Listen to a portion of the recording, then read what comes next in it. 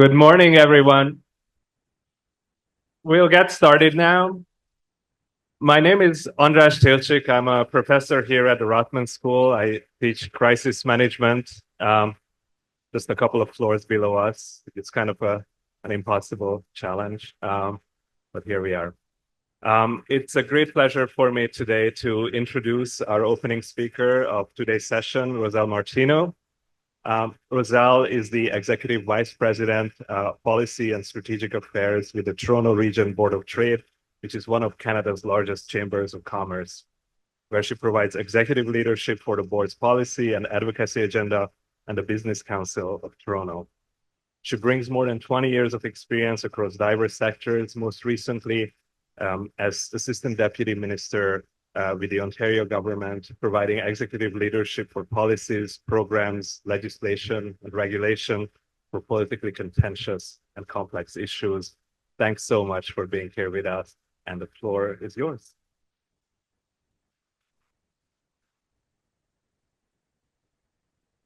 Morning, everyone. Really great to see a number of familiar faces here I haven't seen in a while. Thanks so much for having me. Staney is the one who asked me, one of the few people that I would say no to. So if you want me to do something, get Staney to ask me.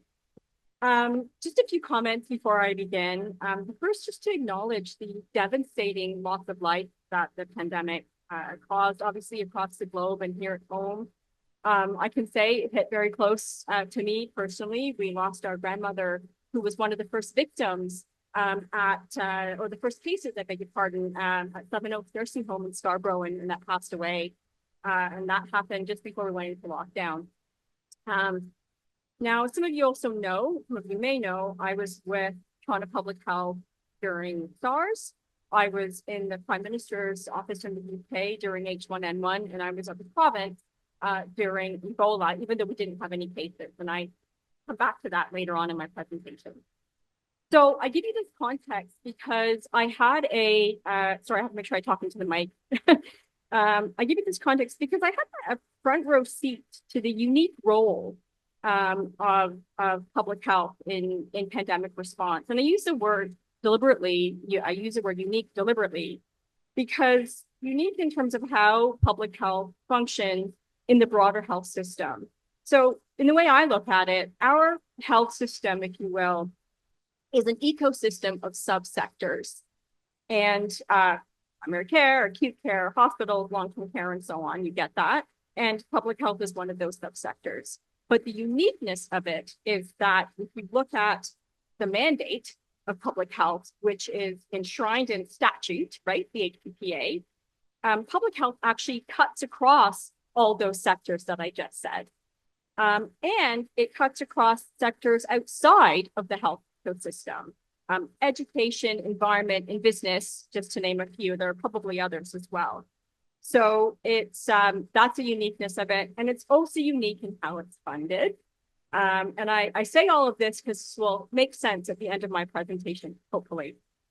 As many of you know, public health is cost shared with municipalities, and unlike the acute sector, they can't get revenue sources like parking. Now, parking at hospitals is exorbitant, and I know that, but it is a source of revenue. Or there's foundations, right? Public health doesn't have that. So all this is an important context, I said, when I get to the end of my presentation, hopefully.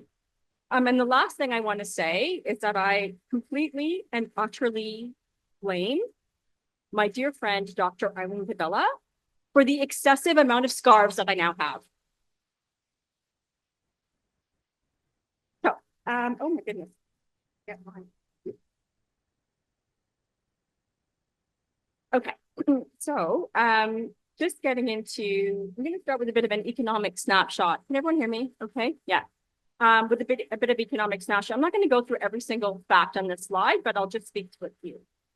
So the pandemic had structural impacts, and I think Dean Christopherson kind of alluded to this in a very high level this morning, but it had structural impacts.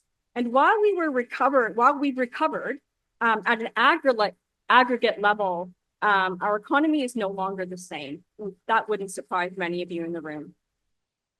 So we are well below pre-pandemic levels in terms of growth trends, and well below where we should be or where we would have been, even accounting for our recovery. So we're basically in an economic long COVID, if I can put it that way.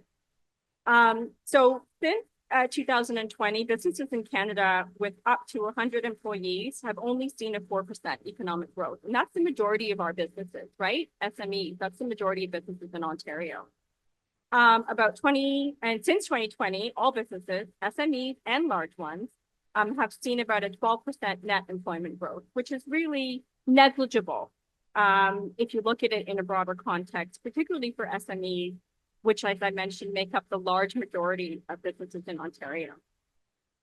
Now, Canada's growing bankruptcy or business bankruptcy rates highlights both the lasting impacts of COVID and the need for policy and support that support small business resilience. So the bankruptcy claims, as you see here, are at least 50% higher in 2024 compared to pre-pandemic levels. Now, this may appear to be linked to the Canada Emergency Business Account, CEBA, loans and the start of those collections on defaulted ones, et cetera. But whilst the CEBA during the pandemic and immediately after held off a lot of those closures, it didn't prevent them completely. And the financial strain delayed by the program now appears to be surfacing. And then just the last thing I'll quickly highlight here is when compared to pre-pandemic levels, SMEs are struggling to grow, as you see. And we've seen a lot of impacts in terms of TTC ridership. We haven't fully recovered. So I'm just giving you a flavor of the broad, the extent of the recovery issues that we're dealing with, and that we really haven't quite recovered as we would want to, and that we would hope we would do. So, first response, the early days of COVID-19. So when the pandemic started, as all of you know, everything was locked down and only essential services were running. So from a business perspective, this wasn't really an issue. Directives that were coming out were targeted at the healthcare system and the population health mandate. So the masking, as an example. The non-health essential services that were open were places like grocery stores and manufacturers. Now, when we were connecting with these businesses, these organizations, they really were feeling okay at the start of the pandemic. Why? Because a lot of these again, think of a grocery store, think of a manufacturer, they had some understanding of they were used to inspection, whether it be CFIA or local public health. Many of them had PPE on hand. They used gloves. They had masks on hand. They were used to wearing that. Many staff had WMIS training, etc. So there was some familiarity with the protocol or the practice that had happened, albeit precipitously, when the pandemic started. I know, for example, from the manufacturing side, Maple Leaf Foods or Magna, they had large occupational health teams, physicians and nurses that they had on site. And they were, taking that translation and applying the public health directive to business operations. So all to say, in the early days, in the first response, early days of the pandemic, aside from the supply chain issues, do you remember toilet paper issue? The ongoing joke there is when one person coughed, 1,000 people crapped their pants. So that's why there was a toilet paper issue. I'm not sure that that's very evidence, right, Eileen? That's not very evidence informed. So the reopening reckoning. This is where I would say things really went off the rails for businesses. And one of the reasons, it's not the only reason, one of the reasons is that a lot of, this was alluded to this morning, I think Eileen mentioned it, a lot of the focus, it was on the directive, the guidance, the information was very health focused, very health sector focused. And the instruction, if you will, the 6 feet apart, the masks, this, that, That's very behavior, practice oriented. Of course, you get that. There's a purpose to that, right? You're trying to contain the spread.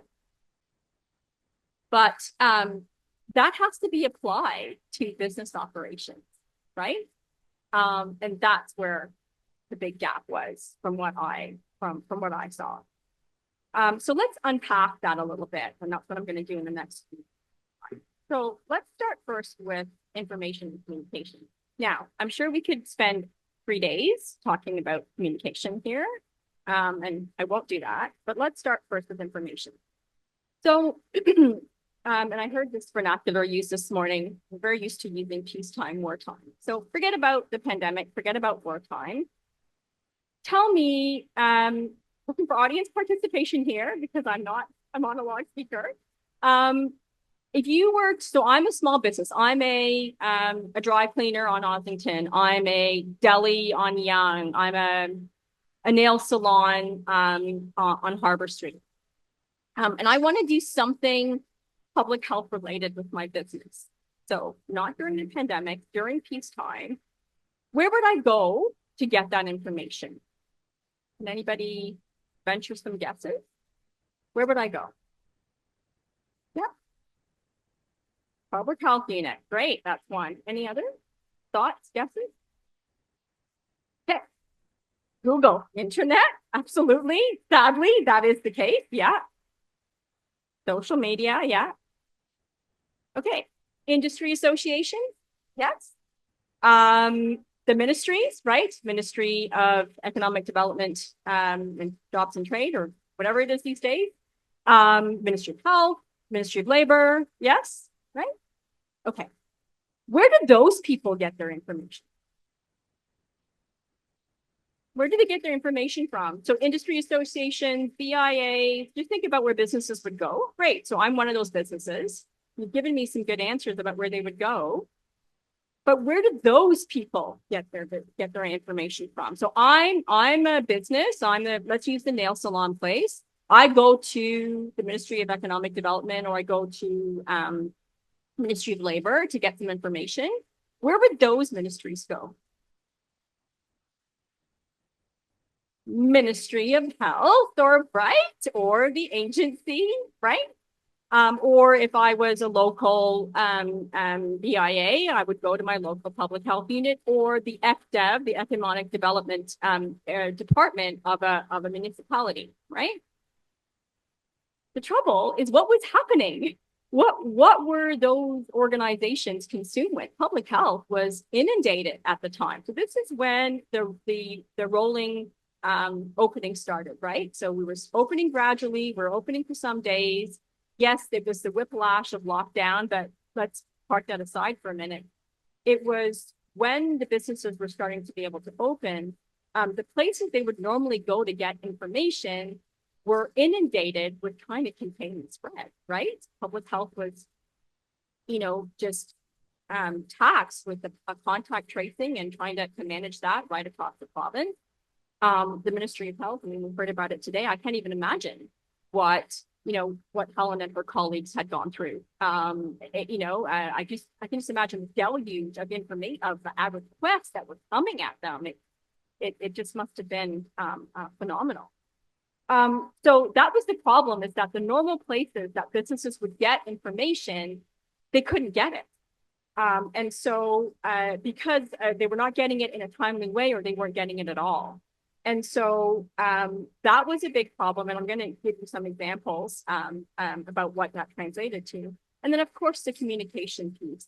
Again, they were looking at the internet for information, right? We all know how credible that is. Also, businesses were, then reaching out to other business organizations across the province in desperation, right? I can tell you that one municipality was giving very different information than another municipality. And I'm not saying that was wrong, it was just how they interpreted the directive. And so you had this confusion, if you will, and a broad swath of information that no one really knew from a business perspective how to make sense of that. And it was inconsistent across the province. So again, put it in the context of a local business operation, right? I have no access to any of these people. My usual sources that I would go to are can't even get back to me for like weeks or days. So they have to try and find their own way forward. So it was a really difficult time, I would say, for businesses, and it's nobody's fault. We get it, right? We understand what happened, but it's about what we do going forward, which is why I'm here today in some capacity. So let me give you some examples of what happened. Let's talk about business operations. I explained that information, that guidance, had to be translated to business operations, and that was the gap. Okay, so some of the calls I got were, so businesses were allowed to open. They have seen the directives, the instruction coming from the province or local public health. And I will say, being at the city, and I'm not just saying this because she's here and because she's my friend, but Eileen really did a phenomenal job of that constant communication. I'm sure it exhausted her, but she was very proactive about trying to be in front as much as possible, giving as much information. That's so important because in the absence of that, people can talk their own things, right? So, example of business operations. I got a call from business saying, okay, I require, there's a small business, Main Street business, which I told you the majority of businesses are in the province. I require 4 people to operate my business. Like that's the bare minimum, 4 people to operate my business. But I do not have the space to keep them 6 feet apart. So what do I do? What do you tell a business to do about that? Right? They have a minimum that they need to keep their business operations open, but the instruction of how they have to function in terms of operationally, they didn't know how to do that. And so hence one of the problems that we were facing. That's just one small example of many, but it was the most pressing one because they didn't know how to do that. They were scared, and then they'd get a visit from inspection from Toronto Public Health inspection and say, you're breaking the law here, you're breaking the rules here. So again, didn't know how to translate that instruction into their actual business operations. Another example, so I'm talking about small ones, the large organizations had that as well. Let me give you an example of the financial district. The financial district is, well, downtown core, but the financial district is one of Canada's largest employment zones. And the downtown core is the largest in Canada, about 500,000 employees. And then the financial district is a subset within that, about 250,000 employees. So when they were doing return to work, if any of you are familiar with the financial district, they have different towers that are owned by various property managers, right? Scotia Tower, you guys are following me?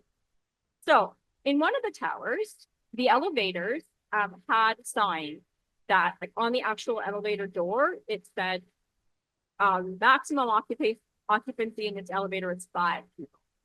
And they had a sign beside the elevator, like a stand-up sign that had the same message.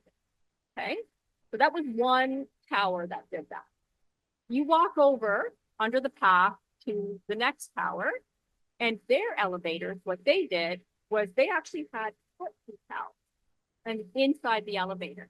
So they had 5 pairs of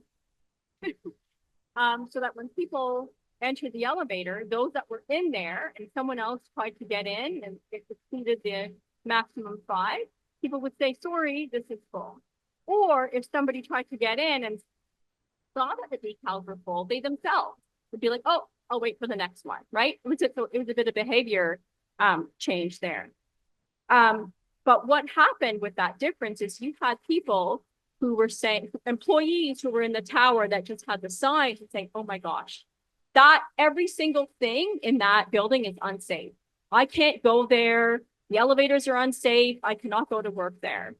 And comparing it to the other set of offices that had the lifts that had the decals. That's a very extreme example, but it's absolutely true because there was so much fear at the time, right? There was so much unknown. So people didn't know that, what else was happening. Like, so they're making assumptions, right? Thanks to Google. Oh, that must mean that they don't have good ventilating system. They must have this, they must have that.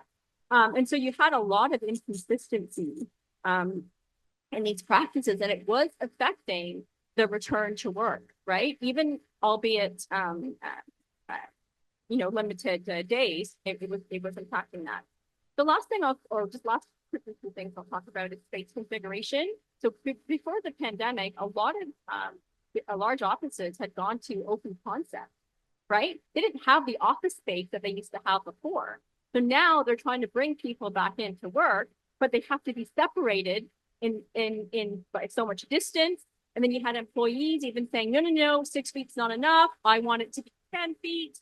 You had all these requirements that were coming in to employers, and they didn't have the space to meet that. So I'm just giving you an example of some of the challenges that businesses were facing. Emergency preparedness. The health sector you're familiar with emergency preparedness vernacular and practices and protocol. The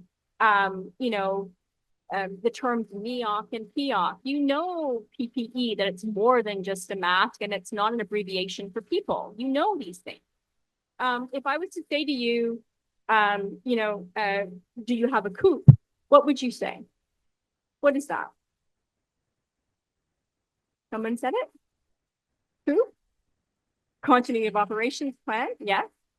When I asked a business that, I was told, I'm sorry, we don't raise chickens here. And not being funny, they don't know, right? They really didn't know. And then of course, the workforce. This is a really important part because there were a lot of businesses who, though they were open, they didn't have the staff. They could not get people. So you had the large organizations that had a real difficulty getting their knowledge workers back into the office for some of the reasons I've said, as well as, a few others, like not feeling safe on the TTC and things like that. And then you had others and smaller businesses that just could not get staff. Restaurants were a big one for that. And that was the time that the CERB was in place as well. So a lot of employees said, I'm on CERB, I don't need to come to work, thanks. So what did we do about it as a board? So I'm just going to highlight a few things here. And this morning, somebody mentioned, again, I'm not sure whether Helen or Eileen mentioned about relationships. And I will say to you that that is fundamentally true. If I had not had the relationship with Eileen that I had, with Staney that I had, I would not have been able to do what I was able to do here in my role for the business community of the Toronto region. So just a few things that we did. And we did these things to help address some of the challenges that I just spoke to you about in the previous slide. So one of the things we did was we established a series of playbooks. These playbooks were divided up into safe districts, safe buildings, safe workplaces, safe travel. And they're still available online if anybody's interested in seeing them. They were reviewed by Toronto Public Health and the Dalhousie School of Public Health for accuracy. But that's me making sure that I'm making sure it's evidence informed the best I could. What these playbooks contained were really essentially the best practices of various mitigation strategies and practices under these various themes. And so what we were trying to foster here was that consistency of practice, right, across businesses, because that was so important. Otherwise, you were getting that disconnect and actual people, saying, no, I'm not coming in because I don't feel safe, or this business is safer than another. So just really quickly, the financial district, which is, again, you guys know where that is. That was, we convened business leaders to identify what those pain points were and then put together these playbooks as a response to support the reopening. So the financial district zone was chaired by Mayor Tory at the time. He was Mayor of Toronto. Pearson Economic Zone, this area was focused more on in the manufacturing space, and distribution hub, Amazon, etc. And that was co-chaired by then Mayor Bonnie Crombie and us at the board. Same thing, the first one, Mayor Tory and us at the board. And then Scarborough was very retail focused. And that was chaired by Deputy Mayor Michael Thompson. So the political involvement was really important to get the business community and get to government decision makers to advance some of the work we were trying to do. The next thing we did was introduce something called advocate for something called a COVID safe pass. This really came from the majority of, I would say primarily restaurants, but a lot of businesses saying, okay, we're open 1 or 2 days a week, maybe 3 days a week, but nobody is coming. We have no customers. We have no clients. What can we do about that? And just keep in mind, just think about the financial district. Those of you that have been in the past, those businesses, those small businesses in the past, which is pretty extensive, lost their entire customer base, right? Their entire customer base is those workers that work in the financial district, those towers, right? The IBC, 20,000 workers. Deloitte, 8,000 workers, right? BMO, 19,000 workers. All these, that's the customer base of those businesses in the past, and they lost that completely. So they're like, okay, we're allowed to open, great. How do we get customers to come in? So one of the things we did here is we advocated for the COVID safe pass. This was really about to try and get people to feel safe to go into restaurants or visit Main Street businesses to be able to do that. And now I know that the government ended up introducing one of their own.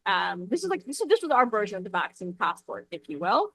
I know the government ended up introducing their own version of it, but I will say a lot of what we put forward was taken by the government and put forward. So we're really proud of this piece of work because a lot of elements in it were actually adopted by the government at the time. Okay, the next thing we did really quickly here is we participated with the province and the city to distribute 2.3 million rapid antigen tests, the RAT tests. So we were basically like a distribution hub center, if you will, working with the city. So we kind of took the orders in from the small businesses and then the requests, and then the city would have distribution centers that those businesses would go and pick up their test kits, for example. So that was something we did. And we distributed, again, close to 2.3 million tests during the pandemic. But the other thing we did here was we partnered with the Ontario COVID Science Advisory Table. And we created this document, which is called Rapid Tests When Your Business Should Use Them. And why did we do this? Because businesses were procuring hundreds and thousands of these rapid tests, right? Procuring hundreds of thousands of them. And they were trying to implement these testing programs, these testing regimes in their businesses or in their work environment, but they had challenges. Example, one of the large employers that I just mentioned were trying to implement a rapid test program. So, but the employees were saying, okay, hang a second. So they're saying, come in, you'll get a test. And if you are positive, you'll have to go home. So employees were like, but hang on a second. I was just in the elevator with, Ted, and Ted might have COVID. So I don't want to be near him. So I'm not coming in to be tested because what if Ted has COVID? He's given it to me. Again, these things might seem extreme, but that's what was happening, right? In the absence of information, people are scared. They don't know. There's a lot of unknowns in the pandemic. Even for those experts, things evolve, right? So you can imagine people that have knowledge and understand what's happening, like most of you in this room, you have a different understanding of that. Picture someone who has no context or no understanding for this. There is a legitimate fear, and the information was inconsistent. It kept shifting. It kept changing. In some cases, legitimately, because the virus was changing. We were learning more and more about the pandemic, but still, the problem was the same, right? Another example, okay, they're going to be testing at home then before you come in. What does that mean? Right? So, they weren't testing it right. What if they lied? What if they said they weren't positive, but they were? So these are, I'm just giving you some examples of organizations that were trying to do the right thing, implement these testing programs to make their employees feel safe, to have them come back to work, but they were running into these issues. So this is where this document was really helpful, because we could actually translate into, for rapid tests, when should your business use them? And that was a wonderful collaboration with the science table. They may not think so, those of you who are here, but I promise you it was very, very a wonderful collaboration. Okay. And then just the last thing we did was produce a resource about helping businesses follow to the province's first phase of mandatory vaccine policy. And again, the context for this document from a business perspective is because they were concerned about the implementation of the policy. It wasn't straightforward, again, from a business operations perspective. So we stepped in here to try and provide that clarity for businesses. So that translation of that information and how it would be operationalized in a business environment. And again, all these documents were reviewed by Dalalana and Toronto Public Health for accuracy. Okay, so quickly going forward. Okay, so I'm bringing up this document now, and don't worry, I am not living in the past. Helen, please do not panic when you see this slide, because I am not bringing up anything. It might bring up bad memories. I mentioned Ebola. Yes, we had no cases during Ebola. I know that, but and this is almost a decade ago, 2016. You see this now. Hard to believe it's that long ago. But one of the reasons I'm bringing this up is because when we did have Ebola, again, no cases, it did serve as a very useful living lab. All right, because we did issue directives to hospitals. Our emergency management, the MEOC was activated. We had, we were giving instruction for PPE, et cetera, et cetera. So we did have to do a step down during Ebola, because all those things were activated. So part of the reason this document was stepped down, as you see here, it's no longer available online, but there's a reason why I'm raising it. But the second thing that we did with this document was the fact that when we went through Ebola, even though we didn't have any cases, and it was a real living lab, there was a lot of gaps, right? We could see that we were not ready in an integrated, interdisciplinary way, just from that Ebola experience, right? And so this document served two purposes. One was to step down from the Ebola protocols. Again, the views of whether or not that shouldn't have happened, that wasn't, Helen talked about, political masters.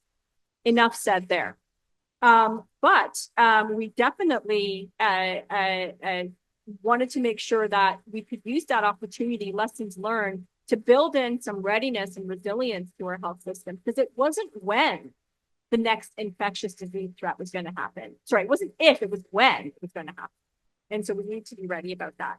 So just really quickly, this document outlined 3 phases of planning to really build a ready and resilient health system. So phase 1 was the baseline requirement, basically just minimum readiness, if you will.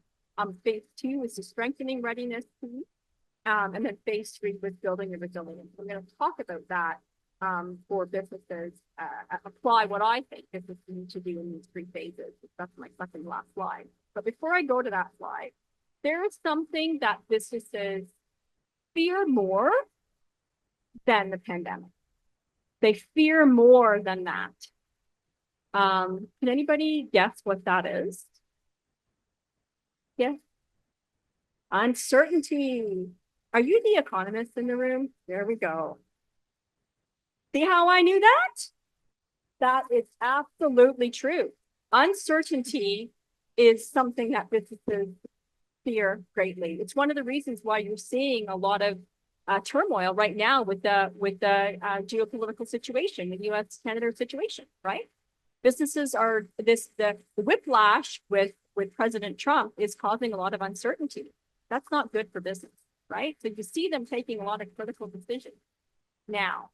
Okay, so let's talk about it. So why are we, why is this so important? So I'm going to apply the pillars of ready and resilient to what businesses need to do. So you see some of the things here. Phase one, education and awareness, really, really important. Advanced notification. Again, I understand that all of this may not happen. And I think what I'll also say here is that you're never going to be able to, in this kind of situation with a pandemic, you're never going to be able to give businesses that exact certainty they want. We get that. I get that. All of you get that. But it's about preparing them as much as possible so that you don't see the numbers that you see that I showed you in the beginning of in the economic snapshot, right? Education and awareness, advanced notification where possible, PPE stockpile, appropriate for business environment, recognizing it's going to be different. I'll give you an example. We had employers saying that their employees were demanding N95 masks because they saw that somewhere, right? Now, the employers and a knowledge worker, they had like a regular mask, but employees saying, no, if you do not give me an N95, I am not coming into work. It's a legitimate ask from an employee, but imagine a business trying to respond to that. What do you say? No, you're wrong. They go and produce a document. No, it says right here, this is what we need. So I'm just giving you a flavor of how these things have to be managed.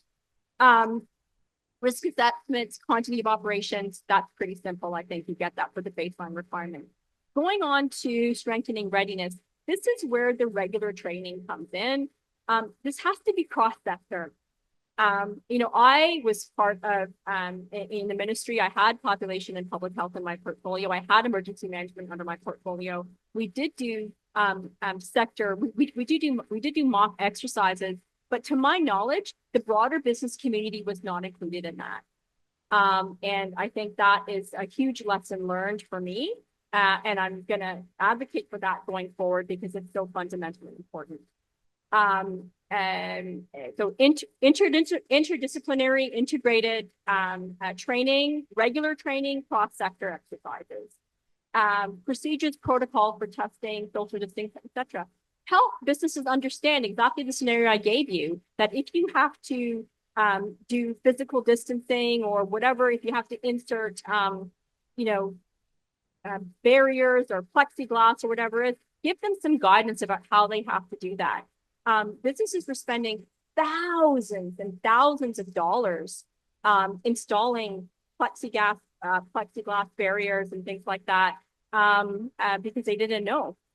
So give them some guidance on that. Space configuration planning, exactly as I gave you, have some guidance on that. And of course, staff contingency planning. So that's part of strengthening readiness and really, doing that on a regular basis. And then lastly, implementing lessons learned, evaluation and continuous improvement, diversifying business operations. Here I'm talking about right now where we've told businesses, look at getting online practices, right? Like, can you sell any of your things online? And even if you're open, try and have that as a contingency backup, right?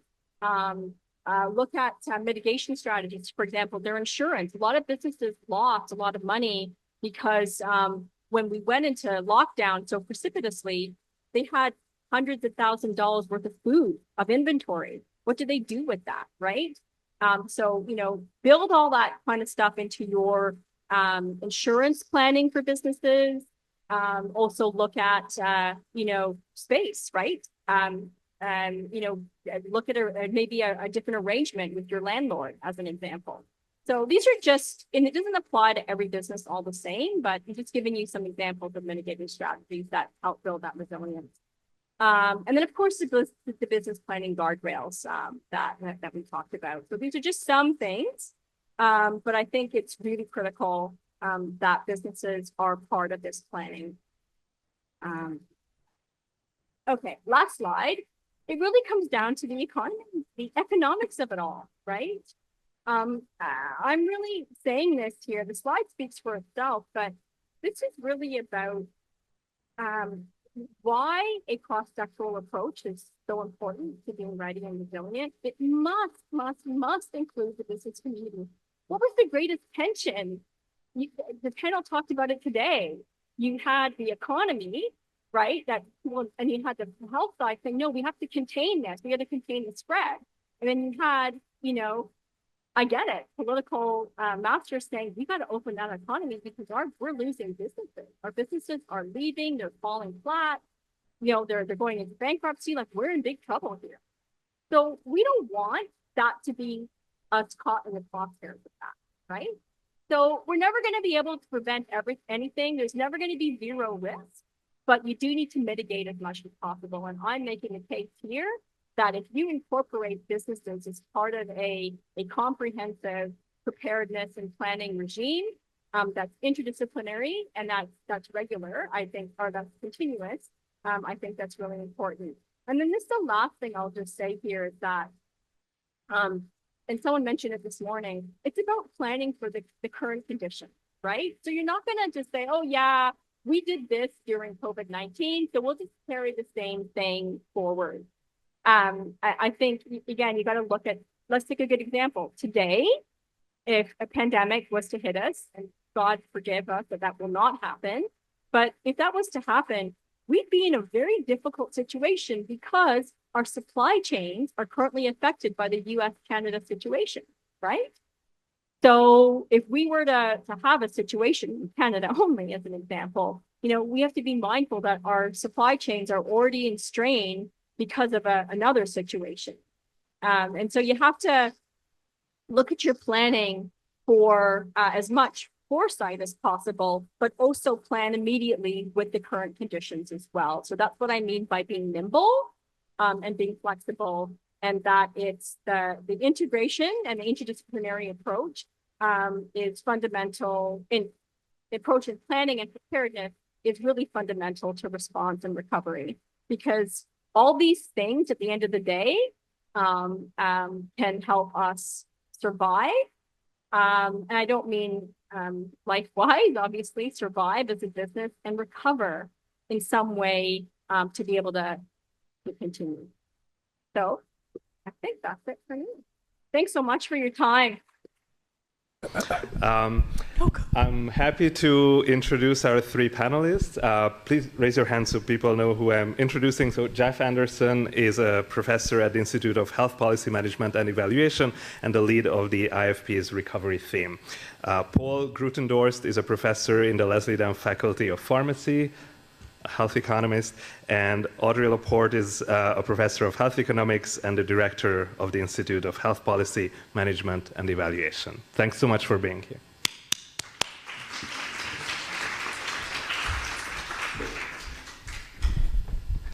All right, so I promised maybe one or two questions, and I think I'll start with the big one, the sort of elephant in the room. You know, we all lived through the pandemic. We heard Roselle's presentation. I think we heard her message very clearly about this is a question of when rather than if the next big one is coming, whatever that next big crisis might be. And so, of course, then the big question is, what would you change? What would we do differently? And to put that in a little more provocatively, if you had to pick one concrete thing you'd like to change or be changed, see be changed, what would that be? Well, my sense is that the early stages of a pandemic are the most critical for containment. Yeah. So it's important for the public health authorities globally to get a handle on the nature of the pathogen, its transmission mode, sequence, its genetics, if you will, so that you understand a bit more what you're dealing with. And then, based on that information, figure out a plan. In the case of Canada, Ontario at least, we had a fairly porous border for the first few weeks of the pandemic.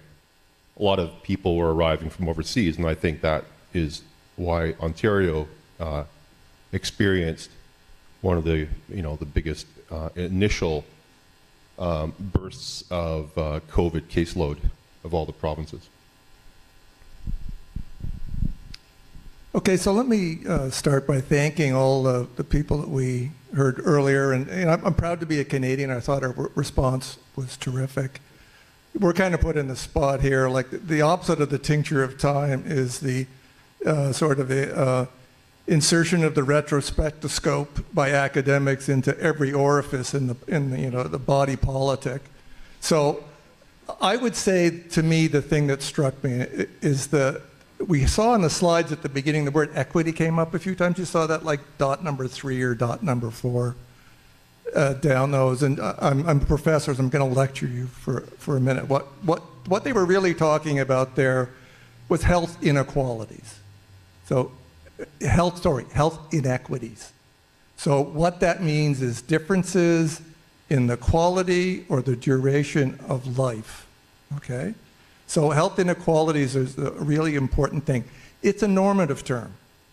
It's things that are unjust, unfair, and most importantly, avoidable. So those are things that people didn't have to happen to that person. There's something we could have done. So I think one of the issues that we needed to think about a little bit more as we move forward on things like the pandemic is like, so what drives health inequalities?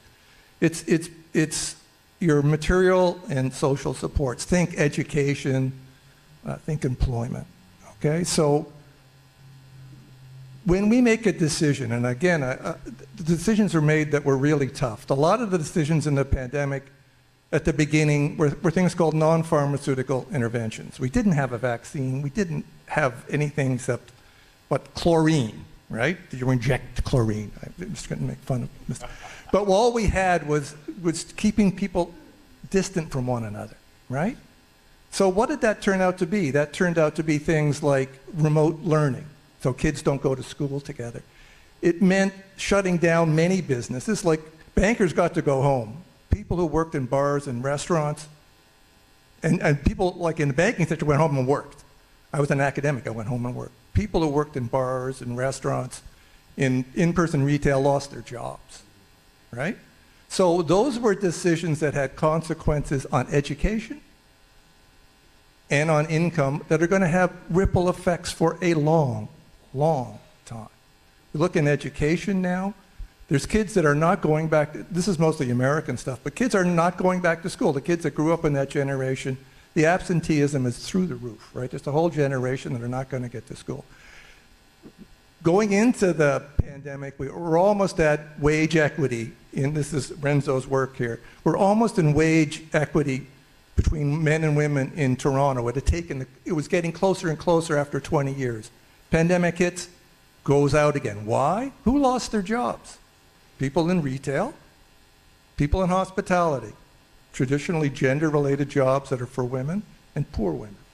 So all these decisions that were made in the tough times are the ones that I think we really need to think about in the long term. So I guess my one thing is if we were to do it again, let's think of the consequences downstream, not of the virus itself, not of whether you got infected, but if you missed 2 years of school, or if you're unemployed for 2 years, those have real health impacts. Like Audrey will tell you, that if you slow to get into the workforce and you don't have a job, or you get a lower level of job than you would have if you got in earlier, you're going to have a shorter and lower quality life. So those are the issues that I think we should really think about.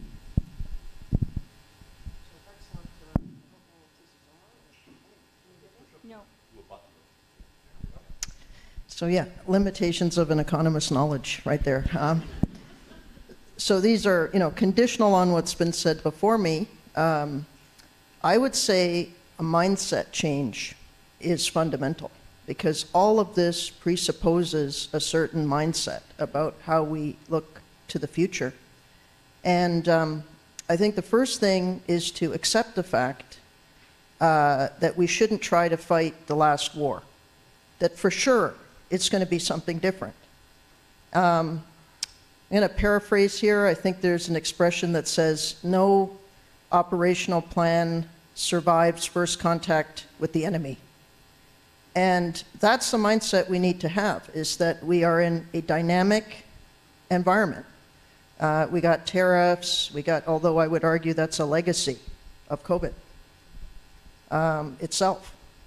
So we're in a dynamic, uncertain environment. What does that require of us? Adaptability and flexibility.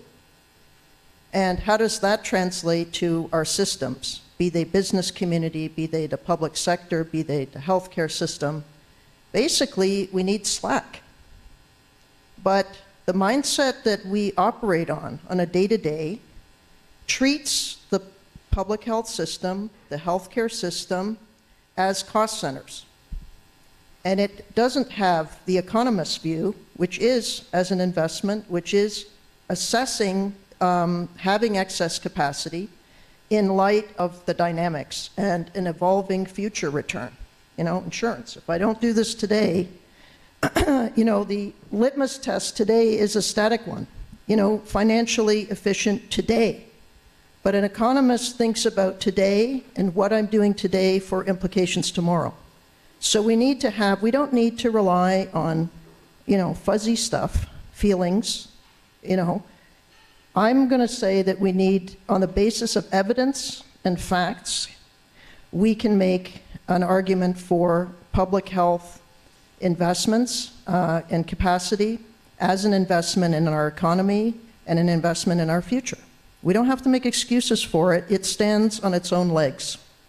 So I would say, you know, if we were to ask ourselves right now that if we had something similar or a variant thereof of, you know, what we went through with COVID, would, for example, our long-term care sector stand up? Would the people who work in it, the residents who live in it, what kind of shape would we be in if it hit today? We've had, I will leave that unanswered. I'll leave that to the audience. We've heard people say about, you know, flexibility at, you know, so you got your local level, like your long-term care. Then there's the issue of productive capacity in the country. Can we make our own treatments? Can we make our own drugs? Can we make our own supplies? That's really important. But how do you make sure that the stuff is there when an emergency hits? We have to reckon with the fact that that means we have to pay more in times of good, right? Of non-crisis time, to fund the time when it's going to go pear-shaped, right? You need excess capacity. You need to pay for that. And the south of the border, they've taken this to an extreme, right? Where now you got to manufacture everything. They're onshoring absolutely everything. Part of that is, you know, the weakness or the fragility of international, you know, supply chains. That's a lesson that COVID taught us. You know, the whole world concentrated manufacturing in a couple parts of the world, and God bless those people. But when they got hit with COVID, whole, you know, global manufacturing was down. So we need to think about slack and capacity at the national level as well, like international level. What partnerships have we put in place to ensure that we have diverse sourcing of what are essential components for whatever kind of emergency we're going to face, in case we're the one that's the source of the next outbreak and not another country, right? Where or how are we going to diversify? And I'll leave it at that. I have a question. Thank you. Maybe building on all your comments. So my question is, in the beginning of my presentation, I talked about, ran a little diatribe about public health and the role and funding. So I've pointed out, you know, that businesses need to be part of that integrated planning, ready and resilience. Whose role is that? Who is supposed to do that? So I've been clear about what, you know, what businesses need and what should happen in terms of planning and preparedness going forward. But who do you think is responsible for that? Whose role is that? And is that funding appropriately? Is that role of that organization, that sector, that whatever level of government, like, is the appropriate resourcing there as well?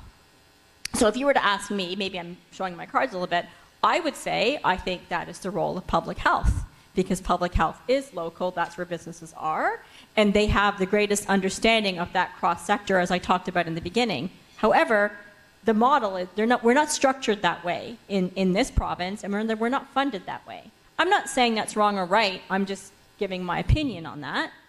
And there's many, you know, controversial bits to that and politically sensitive bits to that. So I'm not voicing an opinion. I just, when I think, you know, Staney talked about in his presentation this morning about having the best people, the right people to be part of these conversations. So if I was to say, who would be really best placed to help businesses, local businesses, which is where they all are. I would say it's local public health, but we're not set up that way. That's my opinion. I'm curious what the audience and what the panelists think, whose role that is.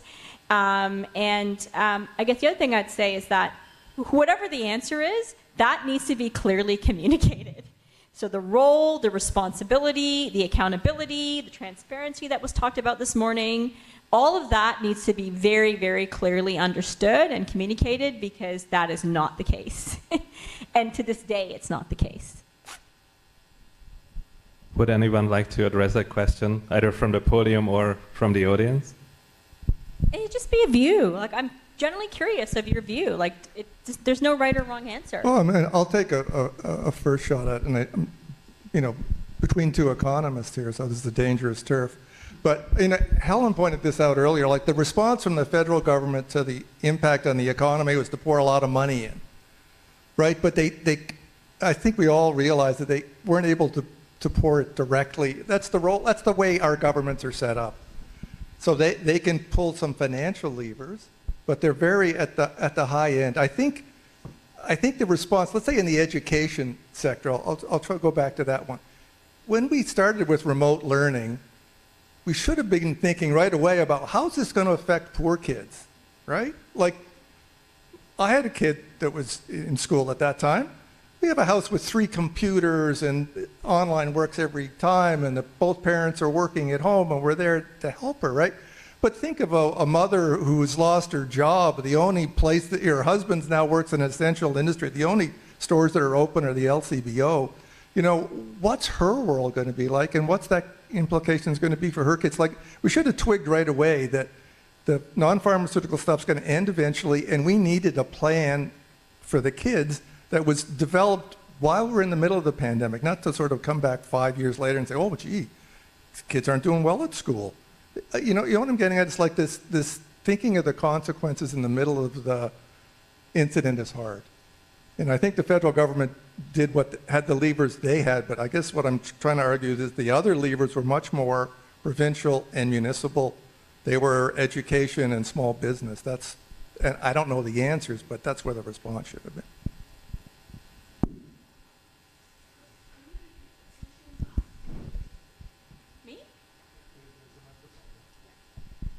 The question I asked was, when I talked about in my presentation that businesses need to be part of an interdisciplinary planning and preparedness exercise cross-sector, and I kind of talked about the different things that they would need to prepare in the different phases. My question is, whose role is it to prepare those businesses along the different phases that I was saying? I'm not sure if this is an answer for you, but this also is a question too that I've been asking since the first panel in the morning. My name is Martino, and I'm a PhD candidate, and actually my dissertation research was pandemic preparedness from the lens of Black women living with HIV in Toronto. So the whole concept of preparedness that was discussed in the morning, that was in the Walport report, in as much as it's interdisciplinary, it really doesn't center the communities. In as much as you prepare, if you don't prepare the community, you're failing. Because, and I think Aileen talked about efficacy versus effectiveness. You could sit in your nice fancy room and come up with the best tools and frameworks, but if you don't try and implement and look at its effectiveness on regular people, small businesses, regular, you were talking about who do business people talk to, or me and other people, and in diverse populations, it's a waste of time. We'll still be grappling with this tomorrow, because as a regular person, how am I prepared to a pandemic happening tomorrow? Do I start wondering whether I will? And I got to you. I worked frontline at the beginning of the pandemic, and I worked with women and racialized people, and a lot of people who were not even digitally equipped to support their children through online learning. And I actually had access to so many children's module online because these women were calling me and saying, I don't know what to do. So I was personally supporting them sign on to these complicated tools. So the question is, there's two questions again. How do we prepare the communities, especially the marginalized communities, the people who are precariously situated and are impacted most by pandemics? The second piece is, how do we sustain behavior change and the lessons? We were told wear masks, wash your hands 1,000,000 times, cover yourself when we cough, and then suddenly status quo, that does not exist anymore. So how do we sustain these things that we learn as we prepare for future pandemics, or do we now start learning fresh things? At the risk of having two people from the same table talk, my name is Lucy Nyerwai. I'm an advisor at the City of Brampton, and during COVID, I was an advisor to John Tory, and I worked at the City of Toronto confronting anti-Black racism unit. I think to respond to your question first, community service responsibility from an economic standpoint is important. So during COVID, we had organizations such as TELUS work with the city to offer tablets to children and families where, of course, they didn't have computers and or kids needed to be studying at home, and maybe there was only one phone per family. So I would say centering community service responsibility in a way that's also recovering but also anticipating of the needs of communities would be important, because when, for instance, Microsoft launches a new phone or Apple, all communities rush to get these phones whether they have the income to purchase the newest iPhone or not. But when community service goes back, it's always planned for different purposes other than helping the families that are actually investing the money into that.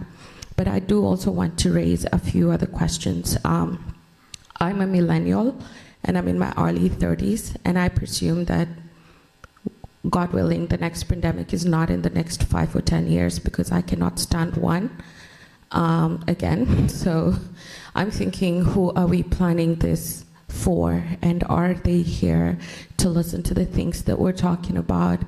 And how do we make sure that we are not just planning and then the people who will actually have to leave that reality are left to figure it out, or to figure out what we discussed in these conversations without them?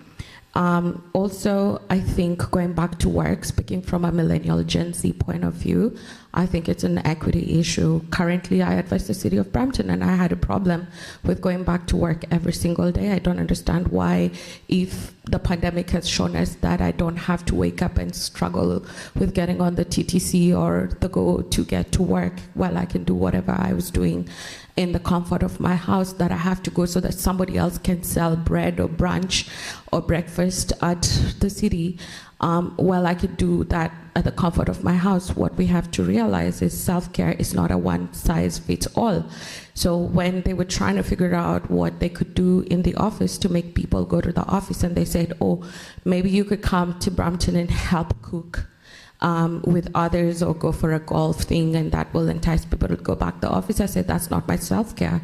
My self-care is waking up in the morning, having breakfast, and then sitting down on my desk and doing my work. And I find that I'm more productive when I work from home than when I go in the office, because I could do laundry, I could eat lunch, I could save money while I'm also working. So I want us to think about recovery and who it is for, because if it is for people who are like me and those who are coming behind me, the way we view work, unfortunately, is very different. And the way we view recovery is very different. And what we want is not to be thinking about how we're going back to work, is to think about how we harness the fourth industrial revolution of technology to empower us to build businesses and spaces and workspaces that are actually adaptive to what the future looks like for us. Thank you. I'm so sorry to interrupt. We have a few minutes left, so I would like to invite the panelists to reflect, respond to any of the, you've received a large set of questions, so won't be able to address all of them, but. Well, I'll just say that, the working assumption here is that it was necessary to close the schools. And I think, we realized that other jurisdictions didn't do that. They let the little ones go to school.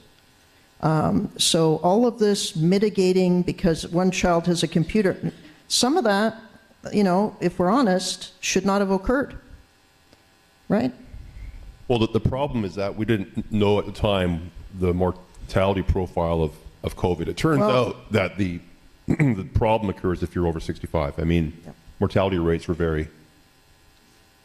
So we should... But I'm saying Jeff should be segregated, in other words. But other countries knew that too, right? They were in the same world we were in. That's true. And they made different decisions. That's true. And we need to be honest and recognize that, first of all, we never would have got through the thing if we didn't have the phenomenal leadership and the caregivers and the community members who got us through. Absolutely, we would be infinitely worse. However, it's also important to do the post-game analysis and be honest and say, where did we go off the rails? And a lot of these impacts that we're talking about, some of that was self-inflicted. And we need to learn from that and have the mindset of preparedness means not shutting down the economy, not shutting down civil society. That's why we prepare, so we don't have to do that. So if we had to do it to the extent that it was done, to me, that's a symptom of underinvestment and a lack of foresight, not of the people who were in those jobs at that moment. They inherited generations of neglect. And we asked them to do heroic things to get us through under those conditions. No, I completely agree that the public health is typically is the less funded branch of the healthcare system, even though its role is incredibly important, right? My point. Right, so I think we need to have systems in place for data sharing across provinces, internationally, to better understand the early stages of the game, what we're dealing with, and then we can then plan an appropriate response. Does it require school shutdown or not? Is it something that you can recover from if you get infected after a few days of convalescence, for instance? All this kind of stuff is needed to formulate a response. Yeah, I'm stuck between these two economists, and on the one hand and the other. But I think the questions from the audience, we all lived through this. I mean, this isn't sort of an abstract thing. Virtually everybody in the room has a family member or a child, and we lived it. But we know this fundamentally changed our interactions, right? And it was done for just reasons. But our society has totally changed, and I don't think it's made it better for poorer people. The less advantaged are worse off now than they were before the pandemic. I think everybody can buy into that, right? And I don't think those communities are any better prepared. They're probably more scarred than they are. We let them down, those communities. And if I was living in one of those communities, I'm a privileged white man. I didn't live in one of those communities. But if I lived in one of those communities, I'd be really kind of disappointed with the response, right? I would say that we really need to focus on, this is kind of Rawlsian, like, how would my decision affect the poorest, most disadvantaged person? Put myself in the place of a single mother living in Scarborough with no computer at home and say, like, what does this decision mean for her, right? And maybe it would be a little easier for us to make those decisions. Maybe we'd make the same decision, but at least we'd have those people should be in the room, obviously, but at least we could make that a thought point. It's like, how is this affecting the most disadvantaged person? We thought the pandemic was going to be the great equalizer. I remember that was the first thing I heard. It's an infectious disease. It's going to be the great equalizer, right? And the first people that were affected were the rich, people who were at travelers or at conferences. Anyway, just to get back to the main point, I think try and think about how the decision would affect the most vulnerable person. And in the long term, will it make them more vulnerable? As if then we get into this cascade, it's going to be worse the next time because the health inequities are worse than we had this time. So it just sort of self-perpetuate. I don't want to leave on such a down note. I mean, we did the best we could, but we could do better next time, right? And we should come out of this one better and stronger. I don't think we did, to be honest. We should, but we didn't. Thanks so much. I think that's a good note to end on. And thank you very much, Paul, Jeff, Audrey, Roselle.